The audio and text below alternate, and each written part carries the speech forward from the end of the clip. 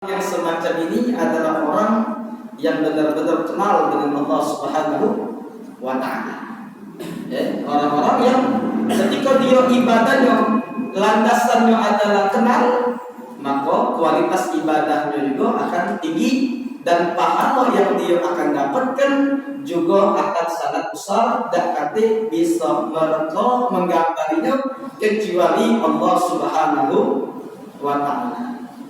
Apanya disebutkan tentang tiga kelompok tadi. Al-aita illam takun jannatun wala narun alam yakun ahlan di ayya'budahu wahidallahan. Kira-kira kata pengarang di sini, kalau misalnya tidak kata neraka sama surga, Allah Subhanahu wa Ta'ala itu berhak tak kira-kira disembah? Misal neraka kata, surga tak kata. Pokoknya Allah nyuruh kita untuk sholat, Allah nyuruh untuk ibadah, Allah nyuruh untuk berbuat baik. Kira-kira masih tak kita nak nyembah kepada Allah? Masih. Kenapa? Karena memang Allah berhak untuk disembah. Kenapa Allah berhak untuk disembah? Karena Dia yang menciptakan kita, kemudian Dia memerintahkan. Kayak gitu. Adanya Allah Subhanahu wa Ta'ala menyebutkan di dalam Quran, kalau siapa yang tidak mengerjakan ibadah dia kaget tidak diinjak surga, kemudian dia masuk neraka. Orang-orang yang tidak salat itu adalah orang-orang penghuni neraka sakor. Itu tuh cuma menjadi motivasi pendorong untuk mereka-mereka yang keimanannya rendah, keimanannya lemah. Allah tahu sudah ada hamba-hambanya yang punya keimanan lemah, yang mana kalau dia tidak dimotivasikan dengan masuk surga, tidak dimotivasikan didorong dengan ancaman berupa neraka, dia tidak kalah beribadah, maka dipaksa oleh Allah. Sama seperti seorang ayah atau ibu sayang dengan anaknya. Ayah ibu ini sayang dengan anaknya, maka dia menyuruh anaknya makan. Nyuruh anaknya makan. Secara hakikatnya, ketika yang anaknya makan, ayah sama ibunya kenyang tak kira-kira? Anaknya makan, ayah sama ibunya ini kenyang tak dengan anaknya makan? Dapat manfaat tak ayah sama ibunya kalau anaknya makan?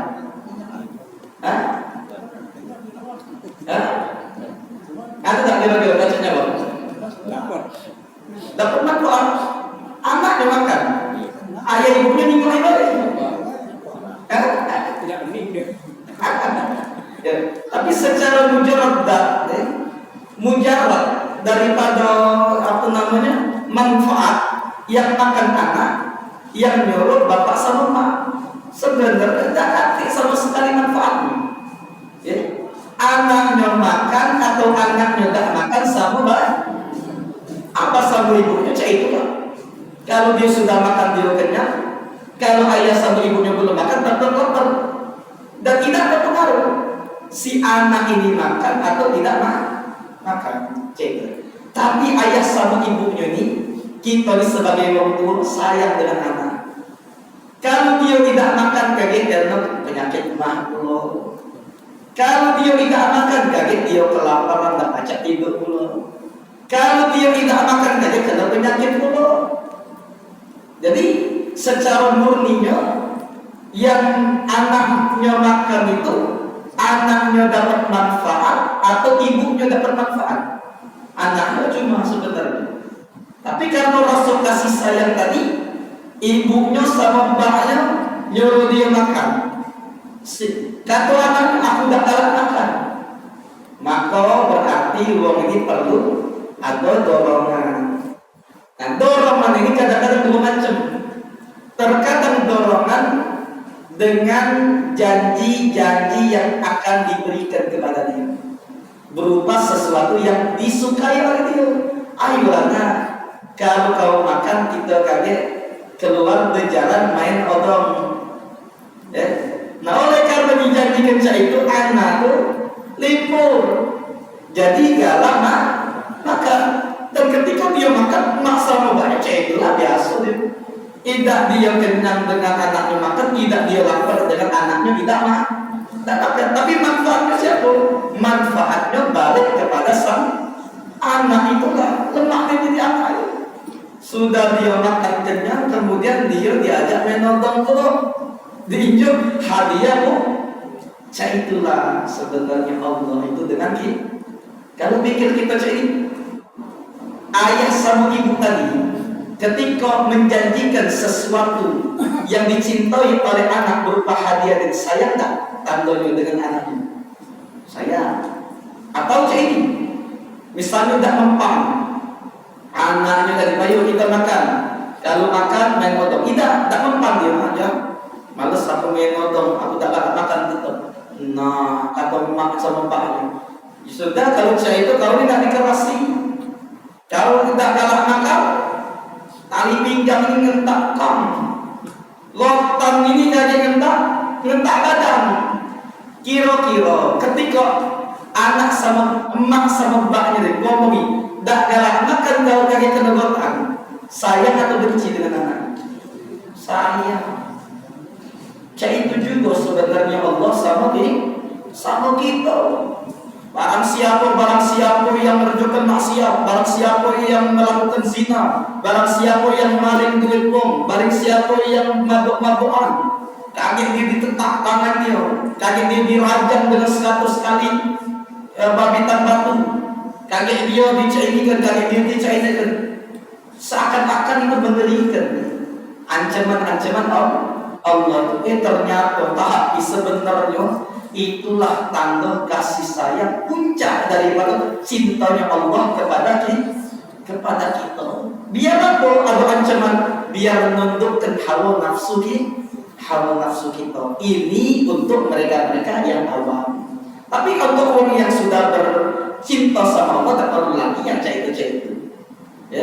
Tapi perlu untuk mereka-mereka yang imannya masih rendah. Tapi dipahami dari itu Allah tidak dapat manfaat dari amal ibadah kita, ataupun Allah tidak mudarat dari maksiat kita yang kita jauhkan, tapi manfaat ataupun mudarat kembali kepada hamba itu. Tapi tanda cinta Allah kepada hamba, maka adanya dorongan motivasi dia akan disiksa atau dia akan diberikan ganjaran berupa surga.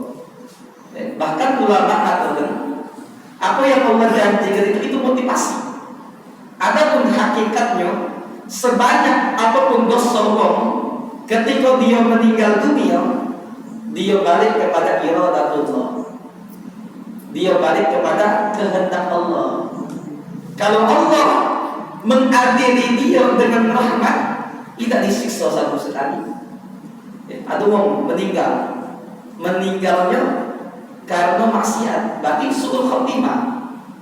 Ada orang meninggal belum sempat taubat, masih galak dia mengkonsumsi obat-obat terlarang, meninggal di dalam keadaan tripping di organ tubuh, meninggal dia. Kan suul khotimah. Itu kata para ulama. Kita sebagai muslim tetap katakan dia seorang muslim, tapi seorang muslim yang matinya suul khotimah. Jangan dia di dalam akhirat. Di akhirat tadi, pasti Ustaz dia disiksa, pasti dia dicambuk malaikat, dicetuk oleh Allah, 7 lapis bumi dalam hadis segala macam itu. Belum tentu. Bisa jadi mungkin ada amal-amalan dia yang membuat Allah berkasih sayang sama dia, sehingga di akhirat tidak dia disiksa. Bisa jadi. Tak kalau diperlakukan oleh Allah dengan rahmat. Kalau Allah memperlakukan menghadapi hamba tersebut dengan rahmat. Sama seorang ayah itu senang sayangnya dengan anaknya. Nah, kau jangan melanggar. Kalau kau melanggar, aja sempat pakai rontang 10 kali. Ternyata di belakang ayahnya melanggar. Ayah tahu dulu. Ketika dia balik, nah ayah tadi ngomong apa? 10 kali keterotan. Masih kau lakukan? Masih. Bisa. Jangan lagi. Ayah itu sayangnya. Ngaku ayah itu ancam.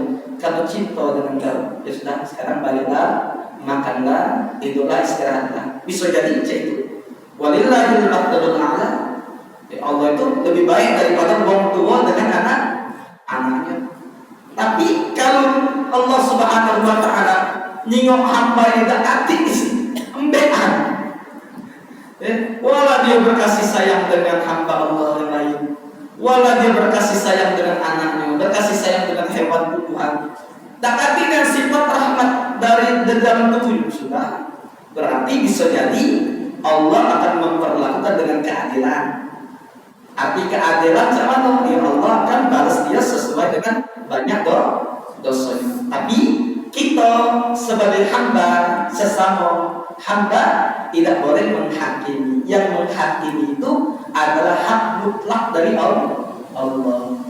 Seburuk-buruk apapun orang meninggal, selagi dia muslim, dalam ilmu fikih wajib 4 ikut tetap dijalankan. Ya.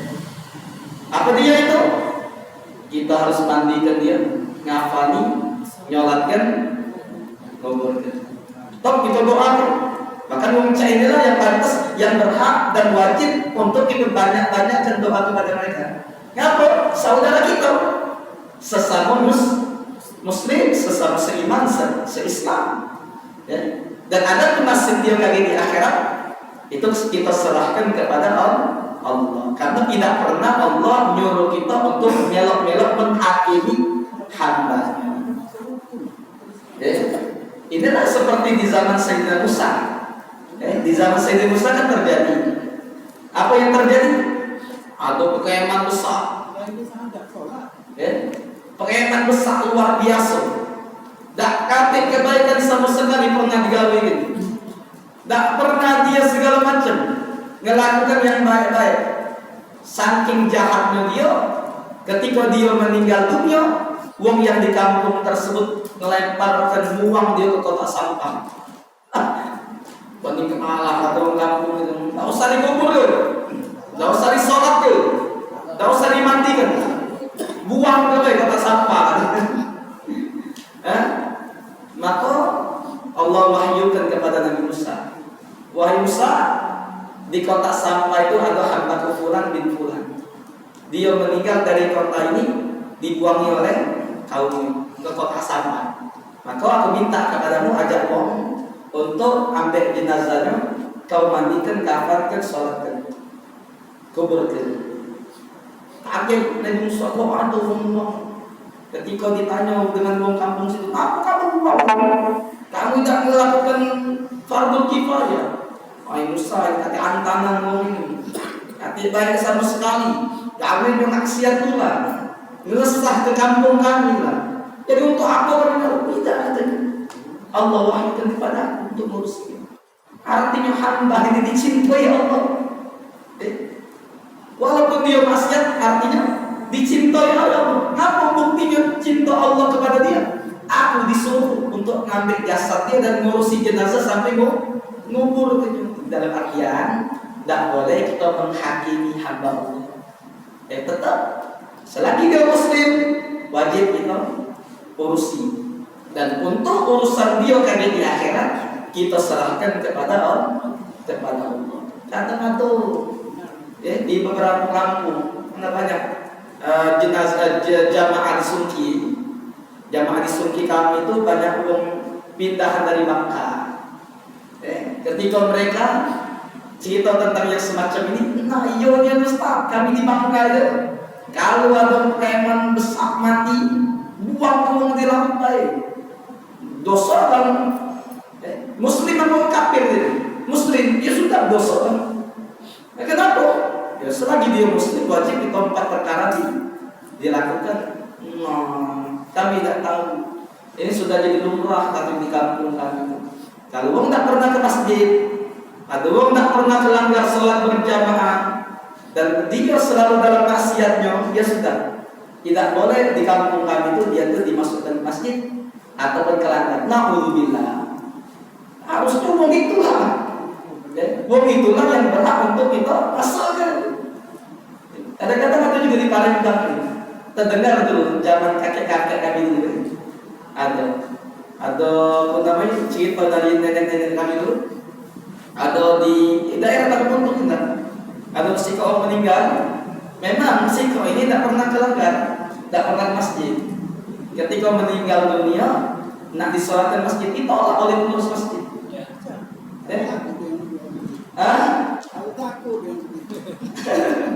Ditolak. Tidak usah langgar, ditolak. Karena wong ini tidak pernah ke masjid katanya. Jadi tidak usah lagi masuk masjid. Nah, inilah salah. Harusnya wong itu tetap urusan dia tidak pernah masuk masjid atau dia cak manu itu kaki urusan Allah di akhirat. Tinggal kita di dunia ini dia di muslim atau bukan. Kalau dia bukan muslim, memang tak boleh. Bahkan dimanapun tempat tak boleh kita sholat, bahkan kita tak boleh istighfar, tak boleh doa dia diberikan ampunan. La takum fihi abada kata Allah. Jangan sesekali kita berdiri di pucuk kuburan kaum kafir doai mereka dapat ampun, tak boleh, dosa. Maka Nabi walladzina amanu ayastaghfiru lil musyrikin. Tak boleh Nabi Muhammad sama orang-orang yang beriman untuk beristighfar minta ampun untuk orang-orang kafir. Tapi selagi dia muslim wajib banget. Wajib kita doa, wajib kita mandikan, kafankan, sholat, masuk masjid, masuk ke masjid. Inilah uang-uang yang perlu kita masuk ke masjid. Ngapa dulu tidak pernah masjid itu? Nah, tinggal selama dia hidup kalau baca dia mungkin. Selagi dia masih hidup kalau baca dia mungkin. Sebelum kau dimasukkan ke masjid dalam keadaan terpaksa, masuklah ke masjid dalam keadaan kehendak diri sendiri. Jangan dipaksa tak kati. Tuhan lagi sudah jadi mayit dibopong ke masjid. Masuklah ke masjid sebelum kau lebih depan dari imam.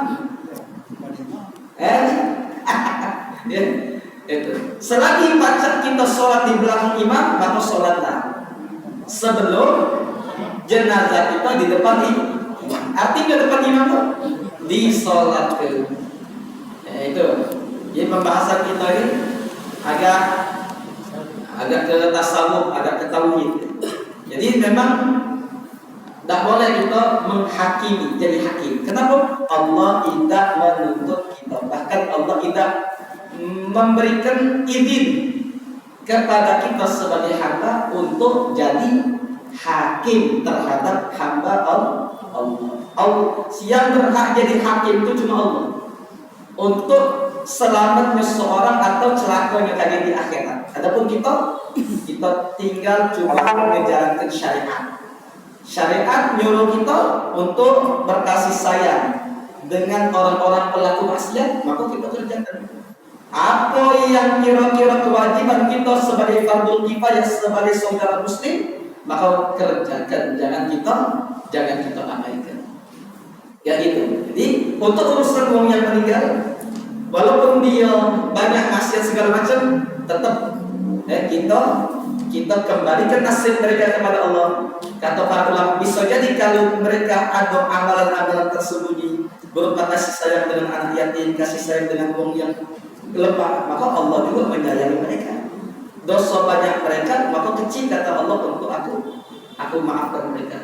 Tapi kalau Allah memang tahu dia tidak kasih umbean untuk dikasih sayang, ya sudah, kaget diperlakukan oleh Allah sesuai dengan keadilan.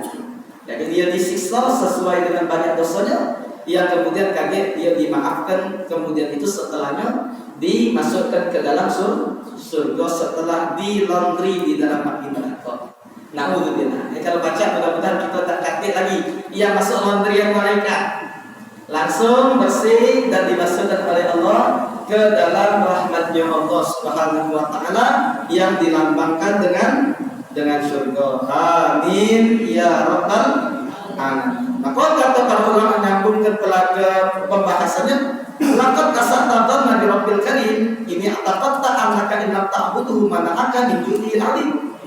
Nah, yang kita sebutkan tadi, kalian sungguh berprasangka baik dengan Allah yang maha dermawan, maha pemurah. Allah itu maha pemurah. Kalau apa? Ini takut tak kalau kalian itu punya prasangka annaka inna ta'buduhu mana'aka min dunil alim. Kalau kalian tidak menyembah kepada Allah, kalian akan diharamkan, dihalangi dari dapat kedermawanan Allah. Bisa baik atau pengarang di sini. Allah itu menunjuk tanpa kalian ibadah. Dan sungguh berprasangka buruk kalau ada orang yang menyangka kalau dia tidak menyembah kepada Allah tidak masuk ke dalam surga. Oh, ini artinya orang ini suuzon sama Allah. Dan seburuk-buruk sifat adalah berprasangka buruk sama Allah. Artinya bisa baik Allah itu dengan kedermawanannya yang sangat agung memberikan kita tanpa ibadah. Bisa baik. Laqad ajra 'alaika ni'matahu wa rasuluhu wa anta fi dhulmatin ahsyab.